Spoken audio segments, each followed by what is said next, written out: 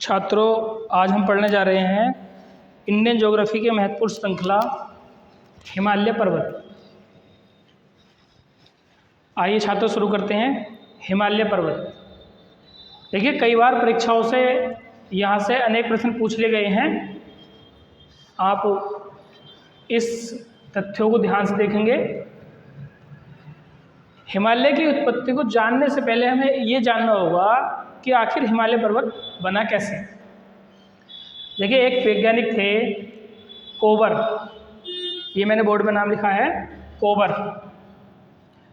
कोबर ने हिमालय पर्वत की उत्पत्ति के संबंध में एक सिद्धांत दिया था, भूसन्नति सिद्धांत। इन्होंने बताया था कि टेथिस सागर में नदियों द्वारा एक लंबे समय तक लाए गए अवसादों की वजह से ये हिस्सा सिकुड़ गया और क्या हुआ, इसके हिस्से में क्या पड़ गया, बलन पड़ गया इस तरीके से। तो इसे ही बोलते हैं टेथिस भूसन्नति। और टेथिस भूसन्नति से क्या हुआ था, हिमालय पर्वत की उत्पत्ति। इसे ही बोल देते हैं कोबर का भूसन्नति सिद्धांत। इस तरह से नदियों द्वारा लाया गया मलबा यहाँ पे जमा हो गया, ये भारी होकर के इस तरह से हो गया और यहाँ पे बले पड़ गई। क्या समझाया था इन्होंने कोबर ने, कोबर का भूसन्नति सिद्धांत। एक और थ्योरी हम पढ़ते हैं,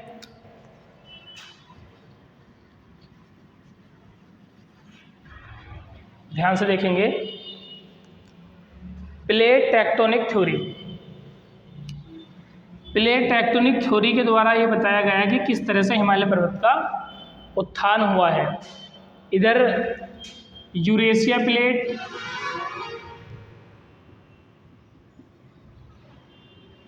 और इधर इंडो ऑस्ट्रेलिया, यहाँ पे लिख देते हैं इंडो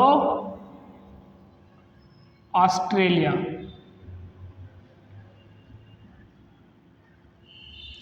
प्लेटों के अभिसरण के द्वारा इस तरह के जो किनारे होते हैं प्लेट के, वो बोलते हैं अभिसरण। तो अभिसरण प्लेट किनारों के सहारे क्या हुआ है, हिमालय पर्वत का निर्माण। ठीक है, हिमालय पर्वत के संबंध में दो सिद्धांत, कोबर का भूसन्नति सिद्धांत और प्लेट टेक्टोनिक थ्योरी सबसे ज़्यादा प्रसिद्ध हैं। एक प्रश्न ये पूछा जाता है, प्लेट शब्द सबसे पहले किसने दिया? उस व्यक्ति का नाम था टूजो विल्सन। ठीक है, इतना आप याद रखेंगे। हिमालय की उत्पत्ति के संबंध में ये दो सिद्धांत थे, अति महत्वपूर्ण हैं। अब हम आगे की चर्चा करते हैं हिमालय की उत्पत्ति के बारे में। देखिए, अगर हम बात करें हिमालय के वर्गीकरण की, तो हम हिमालय को दो आधारों पर पढ़ेंगे। एक तो होता है ट्रांस हिमालय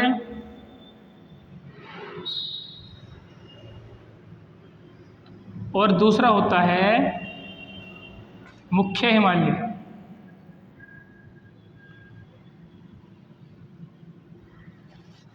कई बार यहाँ से प्रश्न पूछे जाते हैं, पीसीएस, आईएएस, अन्य सभी परीक्षाओं में यहाँ से प्रश्न बन रहे हैं वर्तमान समय में। इस शब्द को हम ध्यान से समझेंगे। कई बार विद्यार्थियों को ये पता नहीं होता ट्रांस हिमालय और हिमालय में क्या अंतर है। एक एक श्रृंखला को बड़े आराम से देखते हैं। ट्रांस हिमालय के अंतर्गत हम प्राचीन हिमालय को पढ़ते हैं। जैसे इस जम्मू कश्मीर वाले क्षेत्र में और लद्दाख वाले क्षेत्रों में इस ट्रांस हिमालय की 4 प्रमुख श्रेणियां हैं। यहाँ पर है एक काराकोरम, इसके नीचे लद्दाख और एक और इसके नीचे जास्कर, और एक श्रेणी यहाँ पर जाती है कैलाश। ट्रांस हिमालय में कितनी चोटी आती हैं? काराकोरम,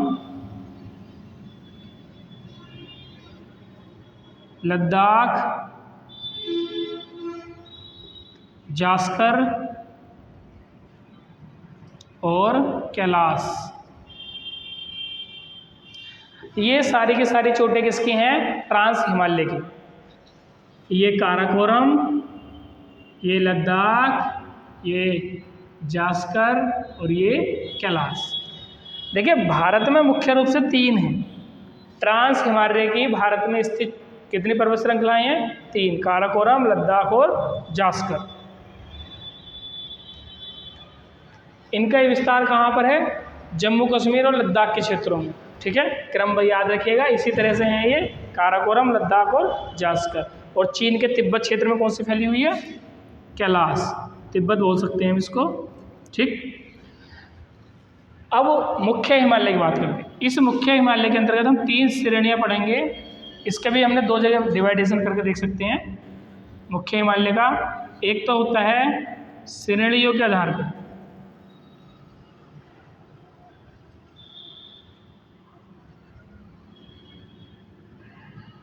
दूसरा विभाजन हो सकता है इसका प्रादेशिक,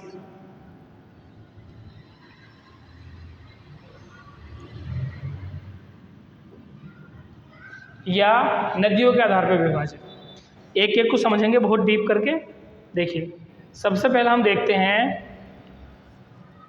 हिमालय का श्रेणियों के आधार पर विभाजन। श्रेणियों के आधार पर हिमालय की 3 प्रमुख श्रृंखलाएं हैं।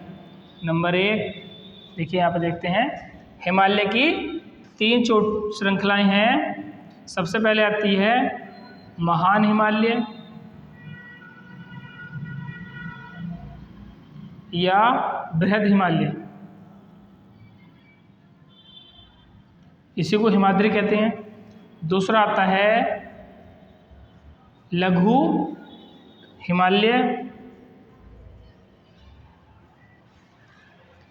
और तीसरा होता है शिवालिक या बाह्य हिमालय। इस लघु हिमालय का ही नाम है मध्य हिमालय।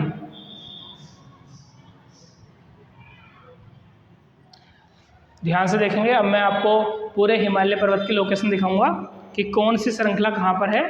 देखते हैं। देखिए हिमालय के अगर हम विस्तार की बात करें तो जम्मू कश्मीर के यहाँ पर है नंगा पर्वत। ठीक है, जम्मू कश्मीर के नंगा पर्वत से लेकर के यहाँ तक इस तरह से।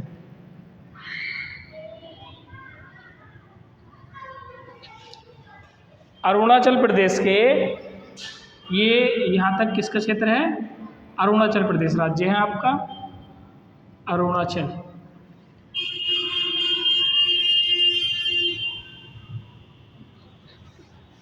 यहाँ पर एक पर्वत चोटी है नामचा बरवा।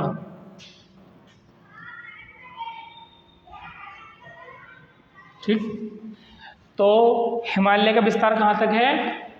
नंगा पर्वत से नामचा बरवा पर्वत तक। ये है महान हिमालय या बृहद हिमालय। इसके नीचे दूसरी श्रृंखला शुरू हो जाती है इस तरह से, और इसी में मिल जाती है आगे चल करके। इस दूसरी श्रृंखला का नाम है लघु हिमालय या मध्य हिमालय। अभी हम इनकी चोटी की चर्चा करेंगे, ध्यान से देखिए। और सबसे नीचे यहाँ पर कटी फिटे श्रृंखला के रूप में मिलता है हमें देखने के लिए शिवालिक। बृहद हिमालय या ग्रेट हिमालय, लघु हिमालय, मध्य हिमालय, या फिर ये सबसे लास्ट में शिवालिक या बाह्य हिमालय। कई बार यहाँ से प्रश्न क्रम अनुसार ही पूछ ले जाते हैं, और इनकी चोटियाँ हमारे लिए अति महत्वपूर्ण कि कौन सी चोटी किस पर्वत में स्थित है। ध्यान से देखेंगे, चोटियों के बारे में समझते हैं हम। देखिए इस महान हिमालय की, ध्यान से, इस महान हिमालय की सबसे ऊंची चोटी का नाम है माउंट एवरेस्ट। 8,850 मीटर, कहीं कहीं इसको 48 भी बताया गया है। ठीक है, उसके बाद रहता है प्रश्न दूसरा, यहीं से समझिए, ध्यान से देखिएगा। कि भारत में स्थित हिमालय की सबसे ऊंची चोटी कौन सी है? तो इसका नाम क्या है? कंचनजंगा। कहाँ है स्थित? ये है माउंट एवरेस्ट नेपाल में, और यहाँ पर है ये कंचनजंगा। ठीक है, ये नेपाल और सिक्किम की सीमा पर पड़ती है और ये भारत की सबसे ऊंची चोटी है। कौन सी श्रृंखला की है? हिमालय की महान श्रृंखला की। ठीक है, ध्यान रखेंगे। कंचनजंगा भारत में स्थित हिमालय की सबसे ऊंची चोटी।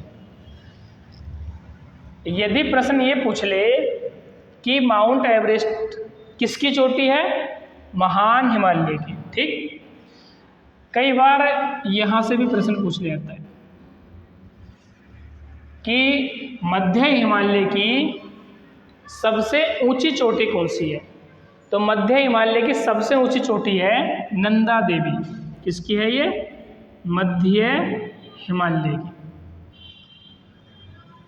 एक बार मेरे साथ ध्यान से देखेंगे। भारत की हिमालय की सबसे ऊंची चोटी कंचनजंगा। भारत में स्थित हिमालय की सबसे ऊंची चोटी कंचनजंगा। ठीक, हिमालय की सबसे ऊंची चोटी माउंट एवरेस्ट। मध्य हिमालय या लघु हिमालय की सबसे ऊंची चोटी नंदा देवी। कहाँ स्थित है? यहाँ पर उत्तराखंड राज्य में है नंदा देवी।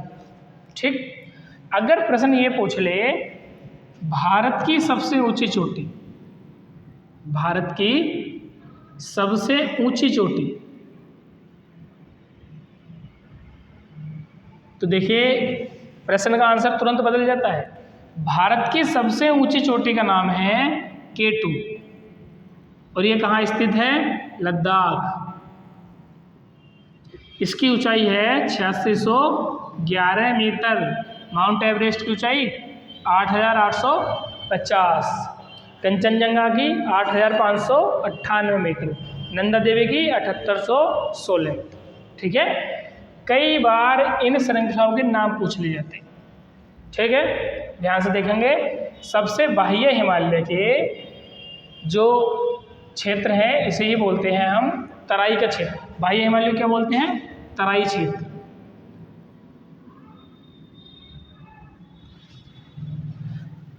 इसी हिमालय का ये वाला भाग इधर मुड़ जाता है और इन क्षेत्रों में इसका एक अलग नाम हो जाता है, तो इसको हम दूसरा बोलते हैं पूर्वोत्तर हिमालय।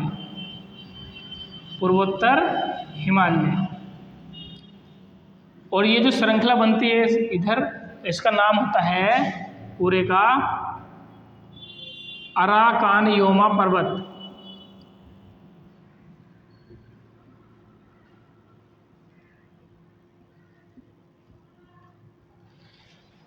आज की क्लास यहीं तक रखते हैं, आगे क्रिया कल शुरू करेंगे। थैंक यू दोस्तों, चैनल को सब्सक्राइब करें।